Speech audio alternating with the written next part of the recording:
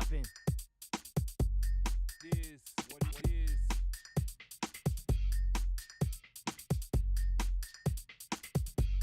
This what it is.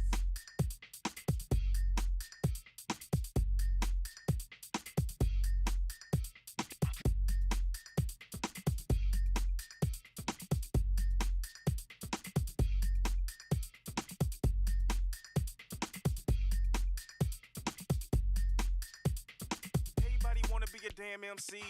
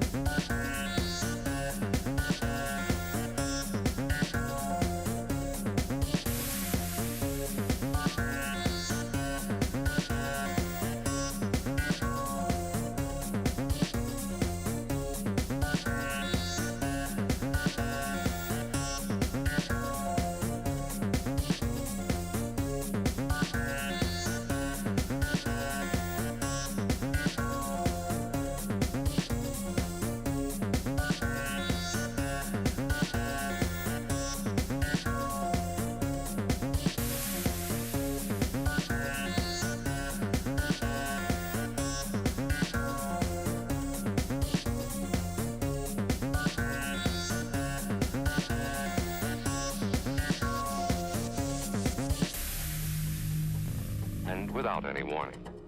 You'll know when it comes. Come.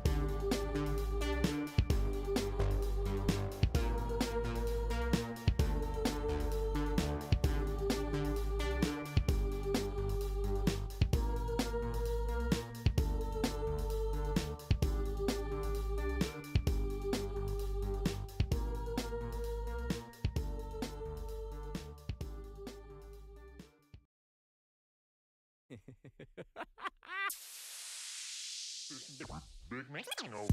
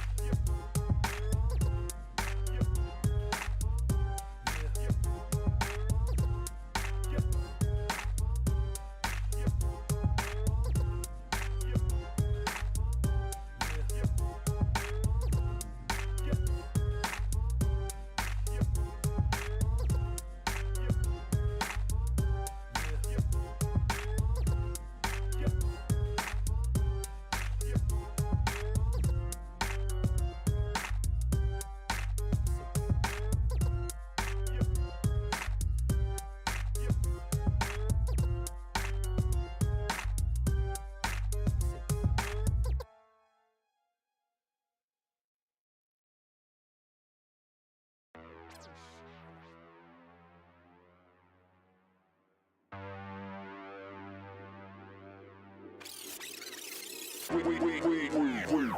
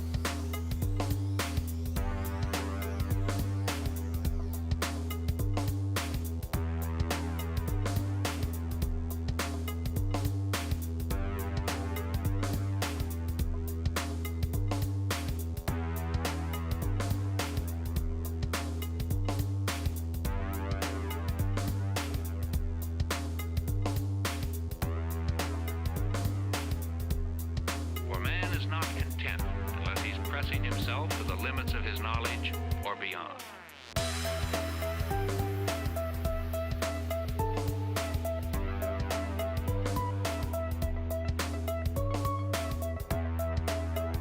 Beyond. Limit.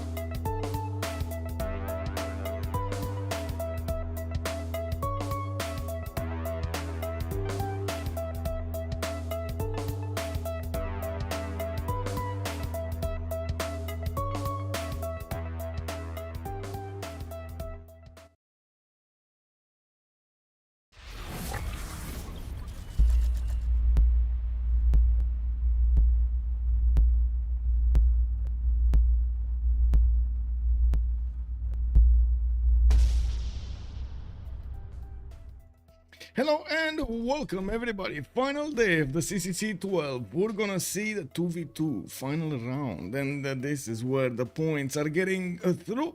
We're gonna need to also take a look at them, what's going on over here. I guess they're gonna do it in chat because well, they did try it without BSM and it doesn't work properly. So yeah, we're probably gonna stop this and they're gonna just do it in draft. Anyway, we do have two teams today going against each other. La Pegre on the left side, represented today by Rom and Sprigante, while on the other side we do have Team Sus going with Uralfish and Evert in this 2 versus 2. They're actually gonna do the map bans in the draft over here, and I'm pretty sure the civilization picks. We're just waiting for them to actually go through this. Looks like they are taking out Tilted Axis and Lakes. I do have to say 2 versus 2 is definitely a different gameplay than we're used to seeing. The 4v 4v4, 6v6 is 5v5. They're very different from both of them, from all of them, including of course the FFAs. This is gonna be quite a challenge for both teams to actually get this through, and we're gonna need to see what kind of bonuses they can get from their civilizations and what kind of advantages or disadvantages they're gonna have from the map. I do want to say hello to everybody, and of course a big shout out over here for Mozdrat. Hello there, sir, and welcome. Good morning indeed. Hello there, also Cool Whip. Howdy, sir. How are you doing today? Now, while I do also want to say hello there, YouTube. Hello. Good morning, YouTube. How are you guys doing? It's definitely, oh my god, another hour that I was expecting to to start the streams up. It is what it is. Well, we do have quite a busy day with first of all this 2 versus 2 final round, and then we're gonna have the 4 versus 4, basically the grand final that was actually changed to the golden round, because you do get extra points from it.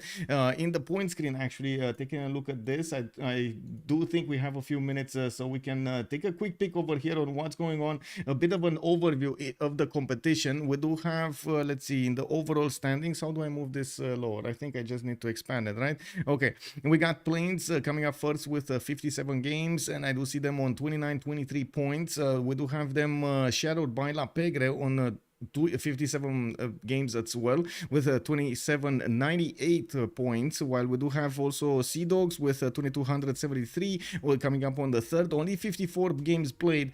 D-Shark and Company will have 56 games played, 2165 points, while Team Sus over here is with at 2155, followed by Gold Wallaby, Les Ortonans Roses, Zone of Control, Gold Peppers, and Bedge. This is very surprising for Zone of Control's stats over here. Usually we would see Zone of Control on the top 3, top 4, and this is quite something, actually, going so low. Anyway. In the FFA standings, we do have La Pegre leading the pack over there with 1,228 points, while Plains is coming up with a close second over here. Only 5 points are separating them from actually getting the first spot, or getting tied, I should say. In the 4v4 scene, we do have Plains with 1,000 points, La Pegre coming up second, tied with Sea Dogs on 840, with Les Ortonans Roses coming up with 720.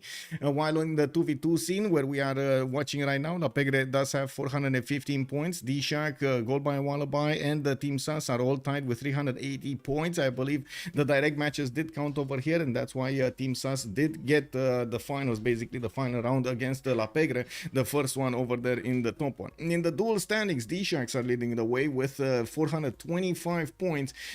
Plains are coming up second, 355, and La Pegre with 315. Looking at the top scorers over here, if you do want to check out this I do want to say you can actually check it out by doing !CCC 12, and you're gonna get the information about the scores over there. I do also want to point out we do have the games started to get their map bans, and let's actually see. Tilted Axis, Lakes, Continents and Islands got banned third.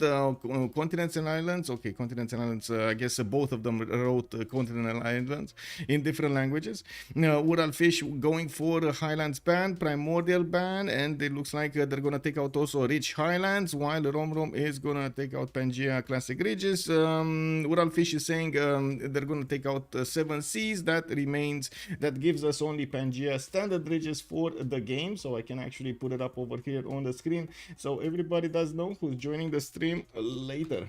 Standard Ridges, there we go. Yeah, we do have also the civilization bans starting to roll in. Rome and Zulu are the first ones being taken out from the game, being Pangea Standard Ridges and being a 2 versus 2. They need to be careful with the amount of strategic resources they're actually gonna get, and I'm pretty sure they're gonna need every little bit of bonus they can get over there to overwhelm their opponents or outsim them. Looking at this, with Rome and Zulu being taken out, 2 powerful nations when it comes to the war at the beginning, I would actually I would think Basil Theodora might actually appear over here in the ban phase, not to mention the Persias. I'm pretty sure with those internal trade routes, those are quite strong when it comes to 2 versus 2s.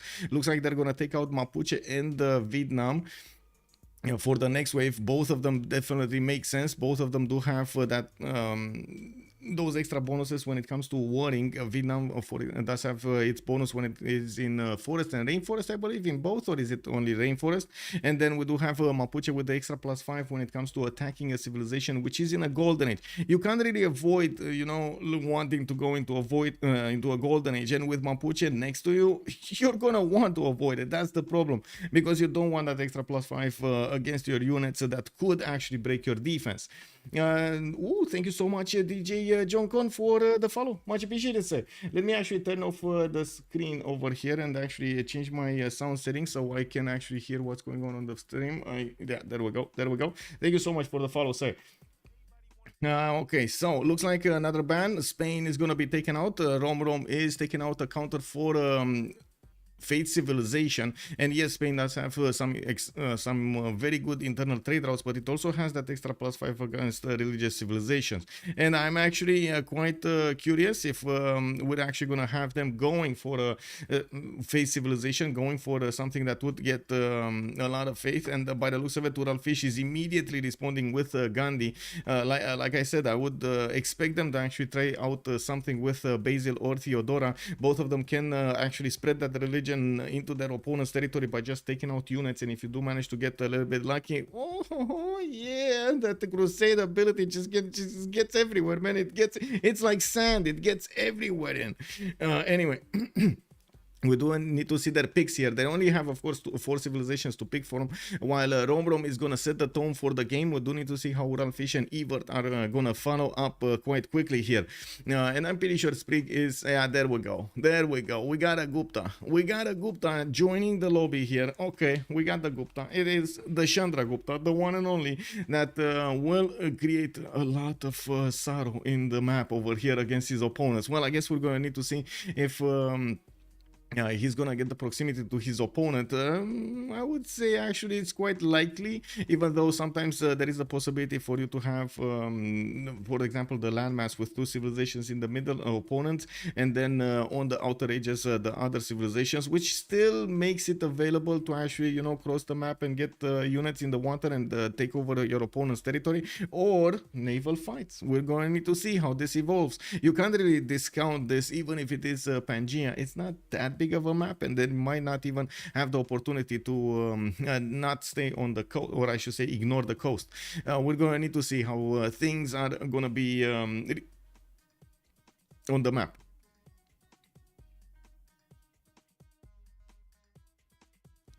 Definitely a powerful nation, Catherine de Medici, France, going against a French team, a French clan. I do have to say, La Pegre over here is basically the top clan from Civ6, from the French community, while we do have Team SAS over here from basically the international community from CPL.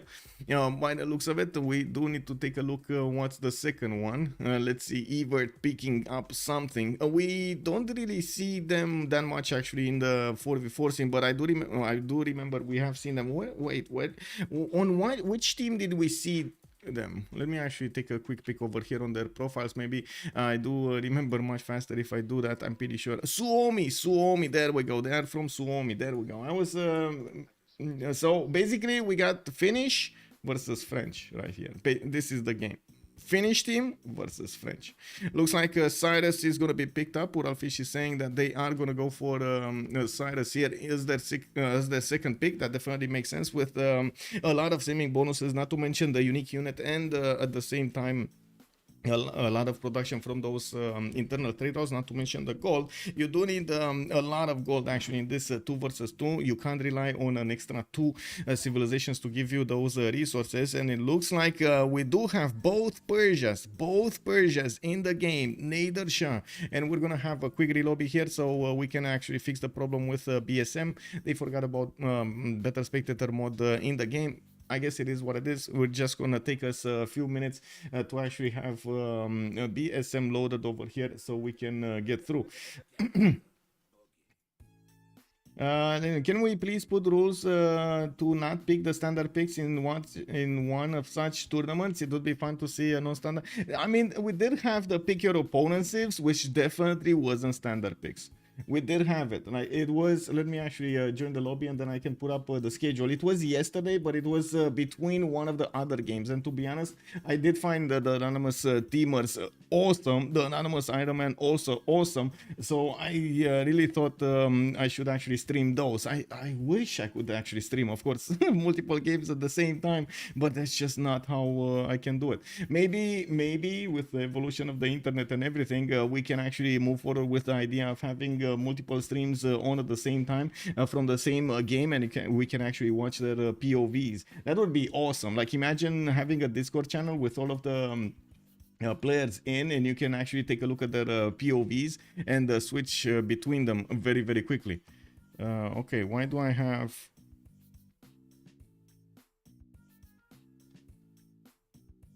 interesting.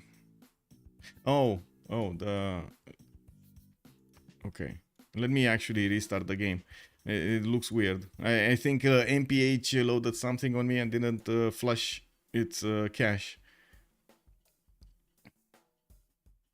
Some time ago, there were 2 versus 2 games with only a selected Civ pool. Yes, but that was more painful than anything else. Rode the Fachman, good day, sir. I mean, sure, it's challenging, but I don't think it keeps true to the spirit of the game. To narrow like so much the pool of civilizations. So there's like, sure, you can use the bans for strategically banning something, and this should be on the teams, and this is quite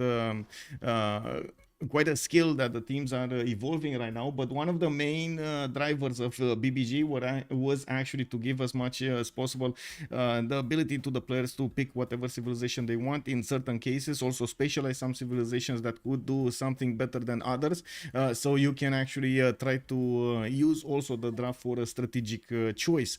And I believe they actually did quite a good job on that. And of course, it's an ongoing project for the last, I don't know, 4 or 5 years.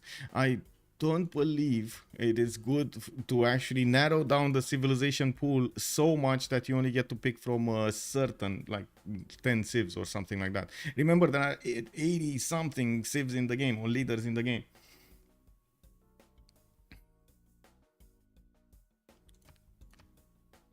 Actually, one of the things that did happen, for example, in the CWC, was to try as much as possible to avoid having auto bans in, unless of course we didn't have any other choice in the tournament, because they want to have all of the choices and have that strategic ability to ban them themselves. I guess you could say that maybe an increased ban might actually change something, but it only changes the threshold of the meta. So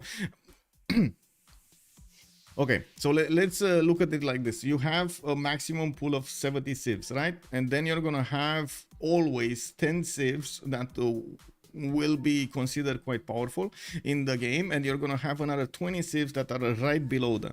If you just lower the amount of civs available for the players, it's not gonna allow them, it's not gonna force them to actually pick something from the other pool. What will happen in a few games, the players will figure out, okay, which are the civilizations from the medium size that are a little bit better, the 5% better, 7% better, 10% better than the others, so they can get that 1 10, 2 10, 4 10s of advantage against their opponents in a proper way.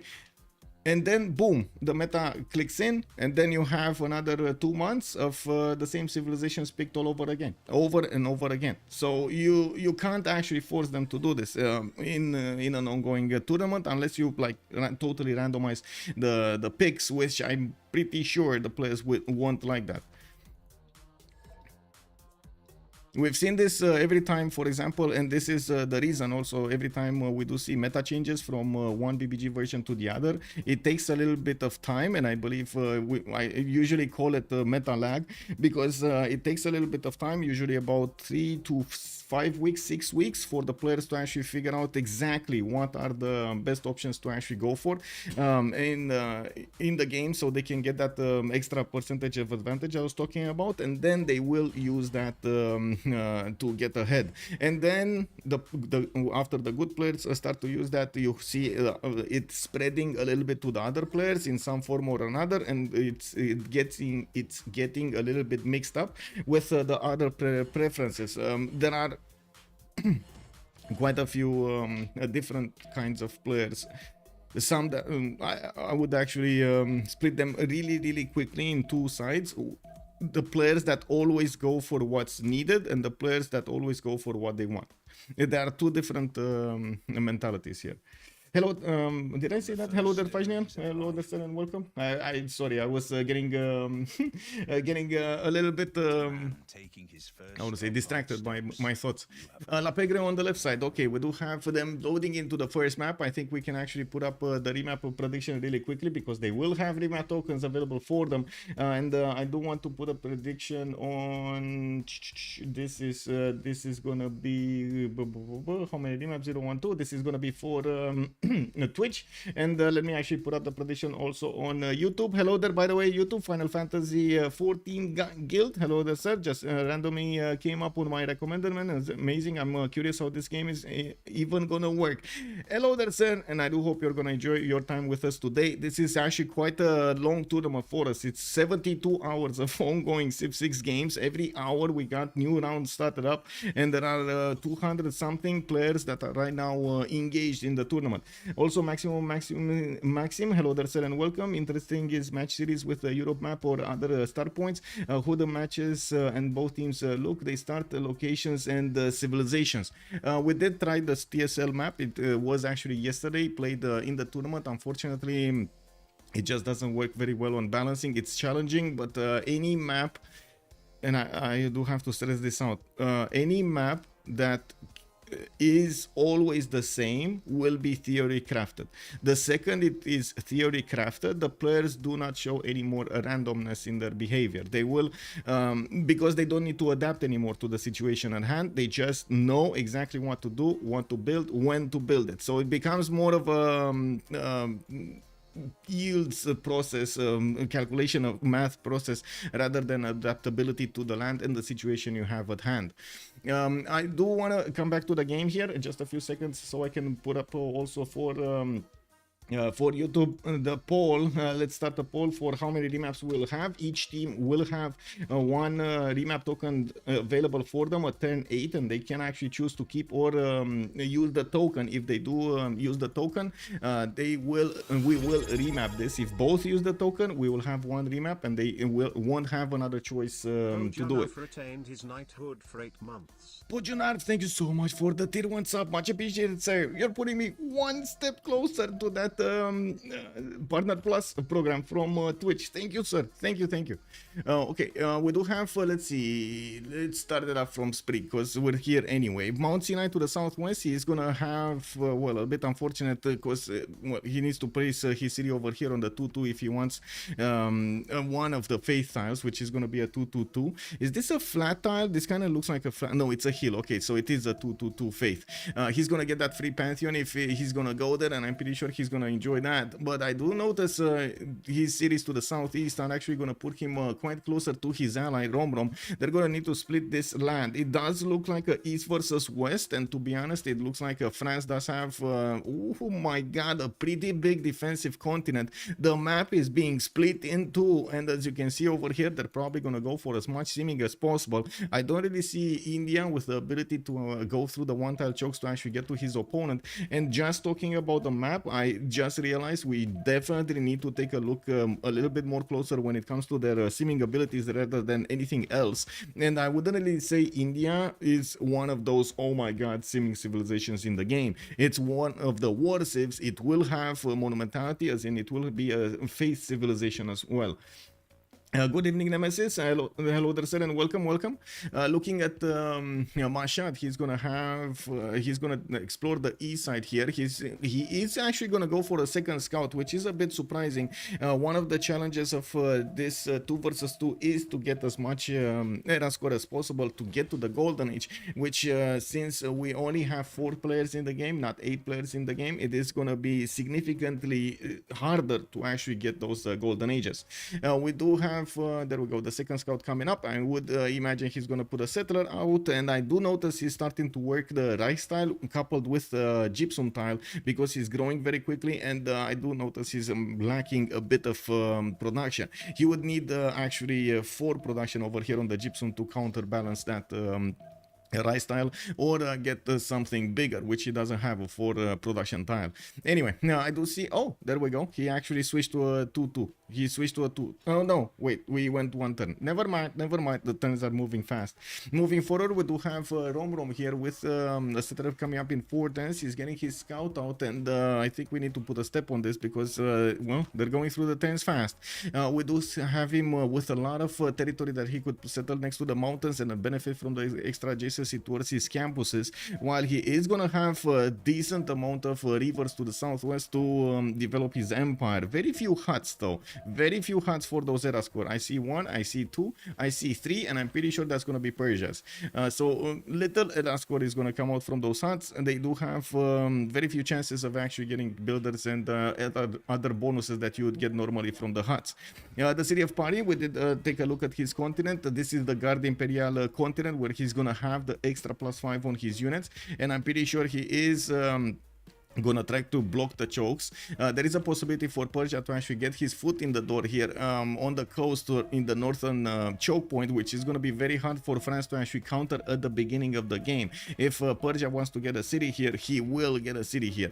Now looking at Paris, we do have the settler already coming out in 1 turn. He does have 2 scouts of his own, and he's figured out the 1 tile choke towards his opponent, while I do notice the city of Paris is gonna have extra food and the 1-3. You do see that he actually spent the gold for the 1-3 to get that extra production and give him the extra turn for the settler, or I should say shave off a turn from the settler.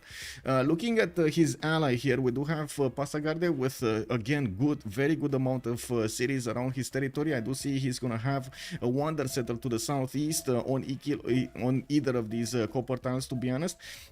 Both of them do offer fresh water, because Ikil does offer fresh water. We do have him with the cotton settles, 2 of them. I do see this one between the mountains, that's pretty big, but he needs to decide if he wants to actually get this city over here or not. It doesn't look like he's gonna have a lot of tiles to work there. Another honey settle to the north for another amenity, and yes, we do have him with Mount Kilimanjaro a little bit further away towards Bandar Brunei.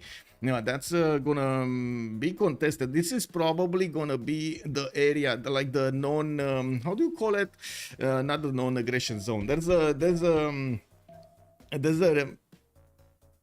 certain term for this in military.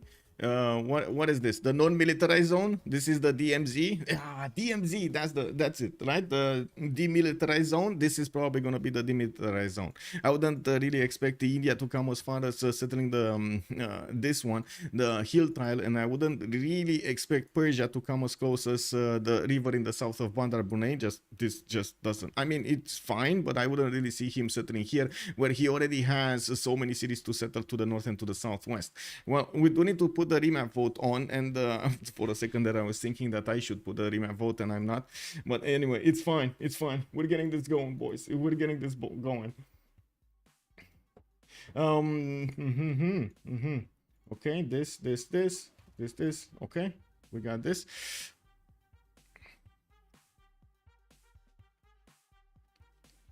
Okay, so this is the moment where we do see both of them use the remap tokens. They had all 4 of them had civilizations that would definitely do well when it comes to the war, but wouldn't do that well when it comes to simming. Well, I'm pretty sure Chandragupta, if you compare them one by one, Persia basically equal each other, while India in the simming is definitely lower than France in the simming. I'm pretty sure Ulan Fish should have had an advantage over here for his team, just because of his civilization choice. We do need to see the new map started up soon, and I'm pretty sure we're gonna loading in just a few seconds. There we go. The loading has started. From the first stirrings of life beneath water. So good that I actually got a second coffee. Oh my god.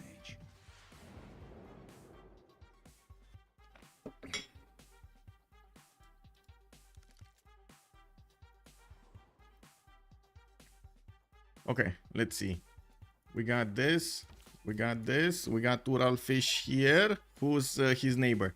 Okay, now they're sprinkled between. So Ural fish will have the same continent as Persia, as Sprig, his opponent. This is Nader Shah, right? Yeah, this is Nader Shah from La Pegre. While we do have Evert in a position that he might get 2 versus 1. Looks like Chandragupta Romrom to the northwest. And I do notice I need to shout out the good luck, have fun over here, because this is it. Both of them use the remap tokens. This is it. And I do notice the polls on YouTube do say 100% on the 2 option. Well, I'm sorry to say it was with the 1 option. They only did 1 remap. They both used the remap tokens though. Was it also MS Doll? Hello there, sir. Was it a technical? No, it wasn't. They just needed to do the thing. Wait. Did I not? Wait, did it not? Oh my god, and submissions, guys. Okay, well, I do have to say that I'm proud that you didn't actually high roll this, by the way. I am really proud that you didn't high roll this, and after the submission, before the submission was over, you didn't just full in to the 1 option. Thank you. Oh my god, yes, I mean, we got quite a few honorable people over here on the stream, I gotta say. I'm proud. Okay, so let's see what will happen for each player. This time around, since we won't have any remaps, we can actually take a look at their strategic options and talk a little bit more in depth about their spawns. I do see the city of Paris is going to have the +3 to the southeast on the 2-1 tile over here because of the rainforest around them. These are 4 rainforests turning into 2 points and the mountain giving him the 3rd. We do also see his horses are going to be 2nd ring out. Both the resources are not expensive. They can definitely benefit from them, and we do have him with an array of cities that he could easily settle towards the northeast, a little bit harder to the southeast or to the east side towards his opponent Persia. This would be probably a settle of his around these tiles over here. He has Cerro de Potosi to benefit from some extra gold. 2-3-3 tiles are amazing to work at the beginning, and yes, we do see him getting a scout out. Another settle to the north, which he needs to decide if he wants to settle the sugar or the stone. He cannot settle both. He needs to pick one. While I'm pretty sure he will get quite a bit of population, I'm actually quite curious how much population does he want to get and how he's going to open this up.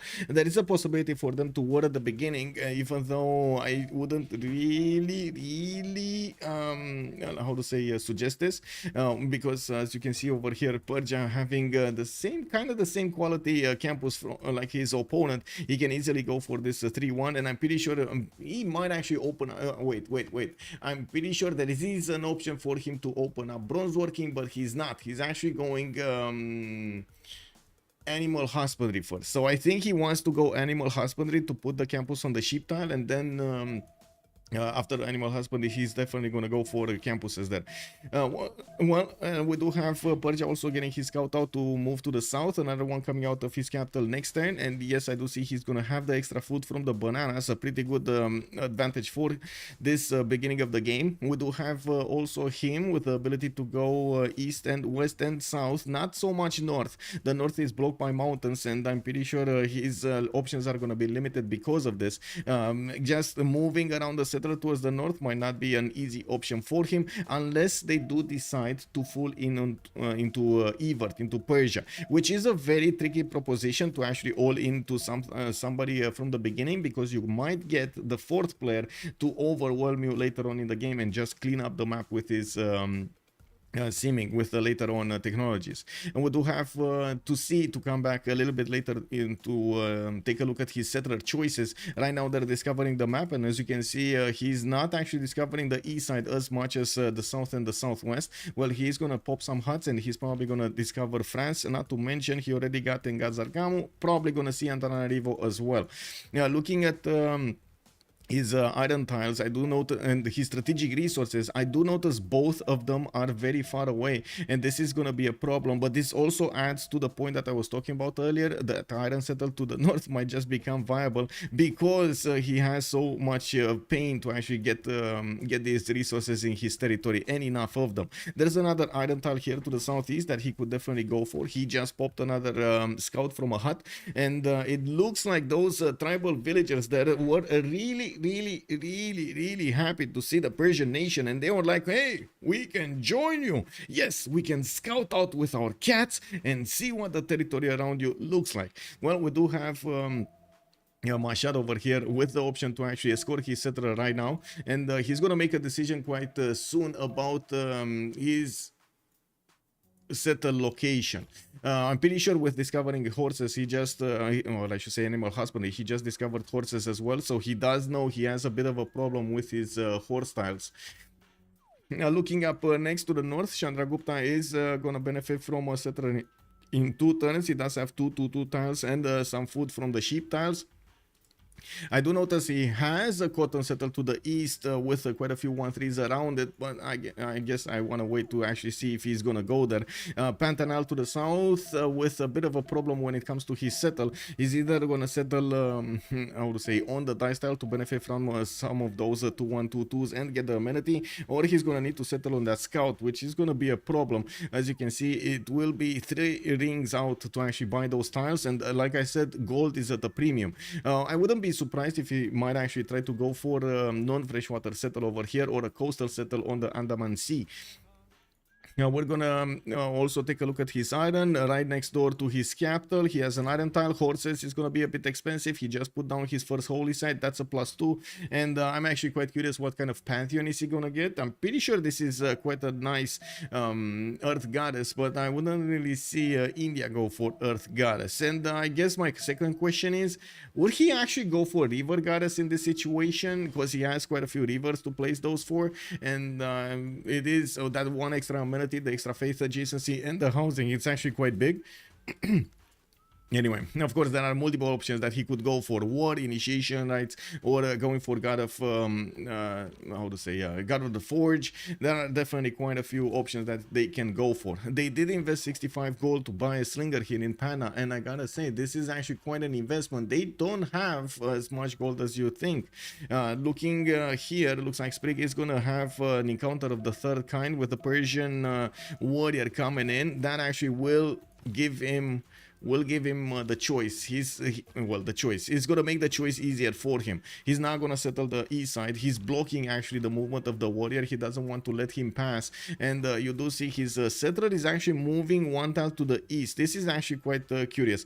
I'm actually quite curious if Sprig is gonna take the chance of escorting that settler right next to the warrior, just not caring about the consequences. Like, I'm pretty sure the warrior can do quite a bit of damage to the scout. Yes, scout can get promotion and get away, but you're still gonna actually take a risk.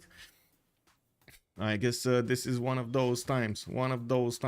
Anyway, we got a slinger, another slinger buy. So already 130 gold has been spent over here from La Pegre, while on the other side, looks like Team Sus did not need to, or at least they did get something else. We do have a builder coming out from... Oh, that's a 2-charge builder that might be taken out. Romrom moves in, and the builder gets out. Beautiful reaction. Jargonaut, hello there, sir, and welcome. But yeah, beautiful reaction from Evert over here to get his builder to safety. He immediately gave that order, so of course he doesn't need to spend extra time. We do have the Persian warrior actually double tapping the Persian scout, and as you can see, he did do quite a bit of damage, but the scout did get its promotion and heal back. He's gonna have a heal between the turns also. What is this? Oh, I see. He's gonna get pillaged on a rice style, isn't he? And he can't actually do much. Well, at least he can improve the horse. Does he have even animal husbandry, or was he going? Oh, he was going irrigation. I mean, it's fine. He needs something right now. Why is he? I would have assumed he's actually gonna get slinger by here, but I guess next turn he's just gonna need a few gold points, and he's gonna get it anyway. Anyway, I'm actually quite curious if India is going to pillage this rice tile. Pillaging the food extra from the beginning would be quite still important for them. Anyway, looking at the strategic resources of Chandragupta, we did talk about this. We got our answer. He's actually going to settle on the dice tile and by the looks of it, benefit from those extra culture and science points from the Pantanal. Maybe this is why Evert is saying merd, because every point counts in this 2 versus 2. Like, you got a little bit of extra science, you got a little bit of extra culture. Yeah, it helps you a lot discovering those technologies, and certainly earlier than your opponent is going to give you an advantage, or the civics for that matter, to get the cards. Yeah, looking at this, looks like they did spend the gold for something, but not wait, it wasn't. Oh,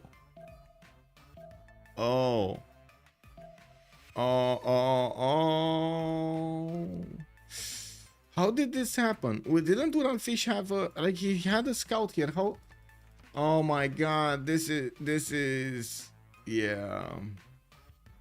I was like, honestly, I didn't watch here because I saw France has a scout around here and he would have had the vision, right?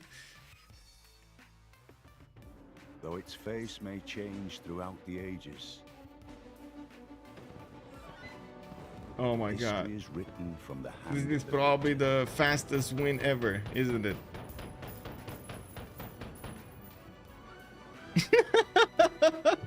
by your Oh actions my this day god. Oh, they lost a settler and they GG'd. to ensure La our Pegre just took a settler, they glorious tomorrow. and they GG'd. GG. Yeah. It is what it is. I mean, it is what it is. Yeah. I mean, you know, we do what we can do. And let's see. Do we have at least a post-game chat here? Or I'm pretty sure not. Oh my god. Well, it is what it is. GG. Yeah, GG. It is what it is. We do have them winning. So let me actually take a quick peek over here because we got a few moments. At least let's actually talk a little bit about what did happen in the tournament. I do want to make. I do want to ask you, by the way, would it be helpful if I do tomorrow, for example, on YouTube, a video with all of the results that we did have throughout the tournament? I believe that would be actually quite valuable as information to reveal exactly the clans, what did get done, and so on and so forth, who did manage to win against someone. Okay, we're gonna do that. I'm gonna have quite a busy schedule tomorrow because we do have the second game also from the CFR squadrons, the Sharks going against Last Stake Company, and we've seen the Sharks getting that first stake. We're gonna need to see if the stake is gonna bite back in the next game. They do play tomorrow at 1930 GMT, and yeah, next up we do have later on in the day the 4v4 grand finals, or I should say the golden game, the golden phase, golden group, golden something. They're gonna get the that's basically the separation game for them. They are the top scorers over there, and we're gonna need to see who's actually gonna get that extra point to get through, to get to the first place. Right now, let me actually put it up on the screen here so you can see. Let me do just a bit. There we go. We do have Plains here with 29-23 points with 57 games played. La Pegre is 27-98. We do have Sea Dogs coming up very far in the third, 22-73. You do see there's quite a bit of a separation here between the two top clans and the third and the fourth and the other ones. We do have D-Shark and the company with 21-65. Team Sus with 21-55, very close to each other. Goldby Wallaby 21-20, and Les Ortonas Roses 20-23. We do have Zone of Control with 18-40. Golden Peppers with 17-08, and Bedge is gonna have 553. There was a bit of a problem with Bedge. They didn't have enough players. They didn't show up on time. I don't know exactly what happened over there with their organization, but I'm hoping they're gonna fix the problem, or they're gonna go behind another clan. We do have also quite a few more games to finish, just as the 2v2 final round has finished. We do have the Tools final round, the Red Death final, the FFA final, which is going to be streamed by Sue. We do have the single player challenge deadline. That's when they need to submit their single player challenge saves to Golden, I believe, or Dash Green. Dash Green, I think it might be either one of the two. And then we're going to have the final round of the teamers with the grand final over here. That's going gonna be streamed by Malvin for the French community and by me for the international community. And well, thank you so much for joining us. I am sad that we didn't actually have a longer game, but I do understand why it happened over here. Losing a settler at such an early stage, and especially your second settler, is critical, is deadly. So I am not surprised that they did CC after this. What I am surprised of, they didn't actually escort those settlers. As you've seen, their opponents were doing, they were positioning their scouts to get the visibility, get some extra units if they needed to actually secure the second and the third cities properly, even if they would have been pushed by their opponents. Well, congratulations to La Pegre for winning such a quick game, and I do hope we're gonna see each other later on today in the Teamers Grand Final to see how what I should say, the golden round. In the Teamers golden round, yes, I know we just changed the name, so right now I'm a bit confused. My mind still works on the previous one. We're gonna see each other later. Thank you so much for everything. Bye bye.